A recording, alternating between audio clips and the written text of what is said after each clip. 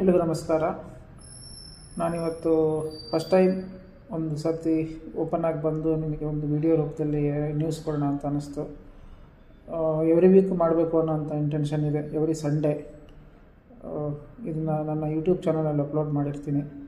ಜೊತೆಗೆ ಅದರ ಲಿಂಕನ್ನು ನಮ್ಮ ಬೆನಕ ಫಿನ್ಸರ್ ಗ್ರೂಪಲ್ಲಿ ಹಾಕ್ತೀನಿ. ನೀವು ಯಾವಾಗ ಬೇಕಾದ್ರೂ ನೋಡ್ಬೋದು. ಇದು ನನ್ನ ಒಪಿನಿಯನ್ ಆಗಿರುತ್ತೆ. ಮತ್ತು ನಾನು ಇಷ್ಟು ವರ್ಷದಿಂದ ಮಾರ್ಕೆಟ್ ನೋಡಿದ್ದು, ಶೇರ್ ಮಾರ್ಕೆಟ್ ನೋಡಿದ್ದು, ಇನ್ವೆಸ್ಟ್ಮೆಂಟ್ ಬಗ್ಗೆ ತಿಳ್ಕೊಂಡಿದ್ದು, ಖುದ್ದು ನಾನೇ ಇನ್ವೆಸ್ಟರ್ ಆಗಿ ನಾನು ರಿಟರ್ನ್ ತೊಗೊಂಡಿದ್ದು, ನಾನು ಮಾರ್ಕೆಟ್ ನೋಡಿದ್ದು, ನಿಮ್ಮ ಥರನೇ ನಾನು ಇನ್ವೆಸ್ಟರ್ ಆಗಿ ಯೋಚನೆ ಮಾಡಿದ್ದು, ಇದೆಲ್ಲದ್ರದ್ದು ಸಮ್ಮಿಲನ ಅನ್ಬೋದು. ಇದೆಲ್ಲದ್ರದ್ದು ಕನ್ಸಲ್ಟೇಷನ್ ವಿಡಿಯೋ ಅಂತ ಅನ್ಬೋದು. ನಾನು ಇಷ್ಟು ವರ್ಷದಿಂದ ಸಾಕಷ್ಟು ಪುಸ್ತಕಗಳನ್ನು ನಾನೇನು ಓದ್ತಾ ಇದ್ದೇನೋ, ಇನ್ವೆಸ್ಟ್ಮೆಂಟು ಅಥವಾ ಪರ್ಸ್ನಾಲಿಟಿ ಡೆವಲಪ್ಮೆಂಟು, ಪ್ರೊಡಕ್ಟಿವಿಟಿ ಅಥವಾ ಇದೆಲ್ಲದ್ರದ್ದು ಪ್ರತಿಫಲ ಈ ವಿಡಿಯೋ ಅಂತ ಅಂದ್ಕೊಳ್ಬೋದು. ಹಾಗಾಗಿ ಹೆಚ್ಚಿಗೆ ಟೈಮ್ ತೊಗೊಳ್ಳೋದಿಲ್ಲ. ಎವ್ರಿ ವೀಕು ಕೊಡಬೇಕು ಅಂತ ಅಂದ್ಕೊಳ್ತಾ ಇದ್ದೀನಿ. ಎವ್ರಿ ಸಂಡೇ ಅಂತ ಅಂದ್ಕೊಳ್ತಾ ಇದ್ದೀನಿ. ಹಾಗಾಗಿ ಇದು ಮೊದಲನೇ ಸಂಡೇ, ಜನವರಿ 2026, 11ನೇ ತಾರೀಕು ಇವತ್ತು ಡೇಟು. ನಾನು ಹೇಳೋಕ್ಕೆ ಇಷ್ಟಪಡೋವಂಥದ್ದು 2ರಿಂದ 3 ವಿಷಯ.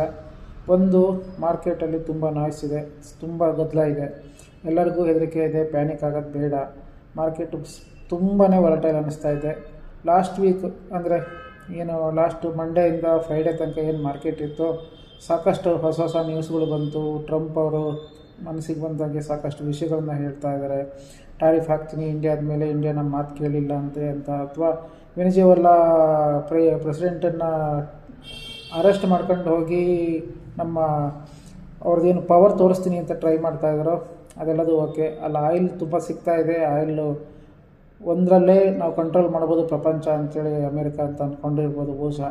ಆ ಕಾರಣಕ್ಕಾಗಿ ಅವ್ರನ್ನ ಅರೆಸ್ಟ್ ಮಾಡಿದ್ರೆ ಒಂದು ರೌಂಡ್ ಅವ್ರು ಏನು ಸಪ್ಲೈ ಕೊಡ್ತಾಯಿದ್ರು ದೇಶಗಳು, ಅವರೆಲ್ಲ ಮೆತ್ತಗಾಗ್ತಾರೆ, ಆವಾಗ ನಮ್ಮ ಕಾಲು ಬುಡಕ್ಕೆ ಬಂದು ಬೀಳ್ತಾರೆ ಅಂತ ಅಂದ್ಕೊಂಡಿರ್ಬೋದು. ಹಾಗಾಗಿ ಅವ್ರು ಈ ಥರದ್ದೆಲ್ಲ ಆ್ಯಕ್ಷನ್ ತಗೊಂಡಿರ್ತಾರೆ. ಆದರೆ ನಾವು ಅದ್ರ ಬಗ್ಗೆ ವರಿ ಮಾಡೋದು ಬೇಡ.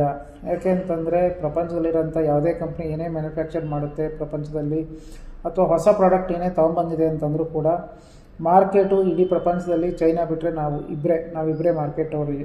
ಹಾಗಾಗಿ ಚೈನಾದವರು ಅವ್ರದ್ದು ಮಾಡ್ತಾರೆ, ಅವ್ರದ್ದೇ ಮ್ಯಾನುಫ್ಯಾಕ್ಚರಿಂಗ್ ಕಂಪ್ನಿಗಳು ಮಾಡ್ತಾರೆ.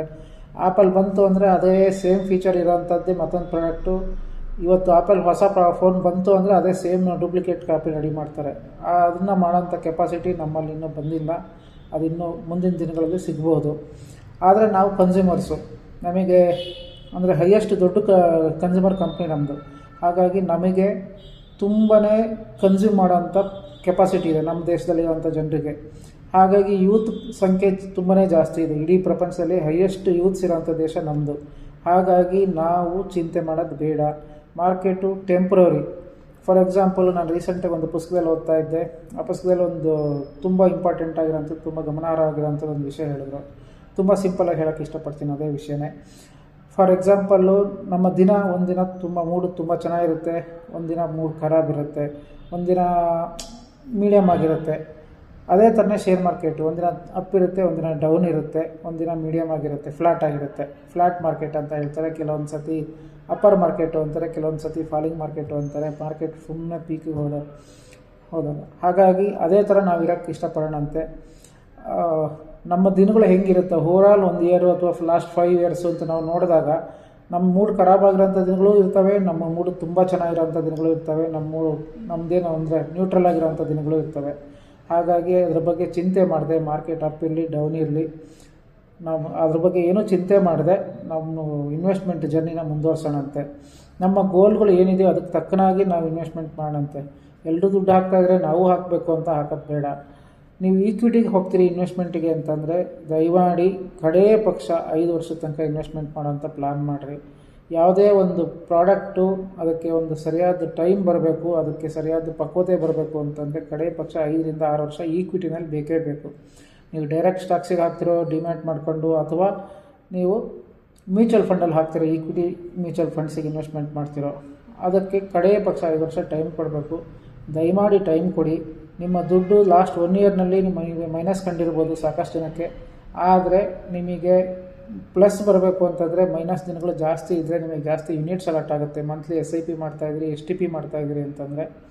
ಹಾಗಾಗಿ ಲಾಸ್ಟ್ 1 ಇಯರ್ ನಿಮ್ಮದು ಇನ್ವೆಸ್ಟ್ಮೆಂಟು ಮೈನಸ್ ಕಂಡ್ರೂ ಕೂಡ ಬೇಜಾರು ಮಾಡ್ಕೊಳ್ಳದೆ ನೀವು ಅದೇ ಪೇಷನ್ಸಲ್ಲಿ, ಅದೇ ಸಂಯಮದಲ್ಲಿ, ಅದೇ ಶಿಸ್ತಿನಲ್ಲಿ ಇನ್ವೆಸ್ಟ್ಮೆಂಟ್ ಮಾಡ್ತಾ ಹೋಗ್ರಿ. ಈ ದುಡ್ಡು ನಾನು ಉದಾಹರಣೆಗೆ ನನಗೊಂದು 25,000 ಸಂಬಳ ಬರ್ತಿದೆ ಅಂದರೆ ಕಡೆ ಪಕ್ಷ ಅದರ 10% ದುಡ್ಡನ್ನ ಇನ್ವೆಸ್ಟ್ಮೆಂಟ್ ಮಾಡೋಕ್ಕೆ ಟ್ರೈ ಮಾಡಿ. ಅಥವಾ ಒಂದು 2,000 ರೂಪಾಯಿ ನಾನು ದುಡಿತಾ ಇಲ್ಲಪ್ಪ ಅಂತ ತಿಳ್ಕೊಂಡು ಇನ್ವೆಸ್ಟ್ಮೆಂಟ್ ಮಾಡ್ತಾ ಹೋಗಿ. ಆವಾಗ ನಿಮ್ಮ ಇನ್ವೆಸ್ಟ್ಮೆಂಟ್ ಜರ್ನಿ ಚೆನ್ನಾಗಿರುತ್ತೆ ಅಂತ ಹೇಳ್ತೀನಿ. ಇನ್ನು ಮಾರ್ಕೆಟ್ ಬಗ್ಗೆ ತುಂಬಾ ತಲೆ ಕೆಡಿಸ್ಕೋಬೇಡಿ. ಒಂದಿನ ಅಪ್ ಇರುತ್ತೆ, ಒಂದಿನ ಡೌನ್ ಇರುತ್ತೆ. ಪೇಪರಲ್ಲಿ ಬರೀತಾರೆ ದೊಡ್ಡದಾಗಿ, ಇವತ್ತು ಜನ 8 ಲಕ್ಷ ಕೋಟಿ ಕಳ್ಕೊಂಡ್ರು, 5 ಲಕ್ಷ ಕೋಟಿ ಕಳ್ಕೊಂಡ್ರು ಅಂತ.